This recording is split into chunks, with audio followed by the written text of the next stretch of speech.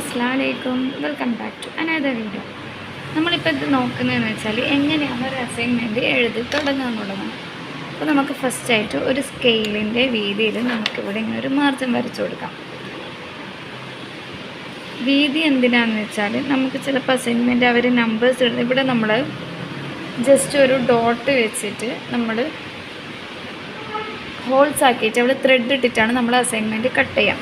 അപ്പം നമ്മൾ ഇവിടെ നിന്ന് ഇത്ര മാർജിൻ മാത്രം വെച്ചുകൊണ്ട് നമ്മൾ അസൈൻമെൻറ്റ് എഴുതിയിട്ടുണ്ടെങ്കിൽ നമ്മൾ എഴുതിയത് കൂടി ആ ത്രെഡിൻ്റെ അകത്തായി പോകും. അതുകൊണ്ടാണ് നമ്മൾ ഇത്ര വീതിയിൽ തന്നെ നമുക്കൊരു മാർജിൻ വരച്ചു കൊടുക്കാം.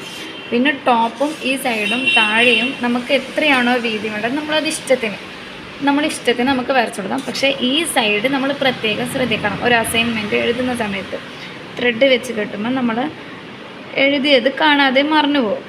അപ്പോൾ അതിന് വേണ്ടിയിട്ടാണ് നമ്മൾ ഈ രീതിയിൽ അസൈൻമെൻറ്റ് നമ്മൾ എഴുതാൻ നോക്കുന്നത്. പിന്നെ അതുപോലെ മാക്സിമം നമ്മൾ എഴുതുന്നത് ഹൈലൈറ്റ് ചെയ്യാൻ ശ്രദ്ധിക്കണം. നമ്മൾ ഈ ഹൈലൈറ്റ് ചെയ്യുന്ന സമയത്ത് നല്ല അട്രാക്ഷൻ തോന്നും.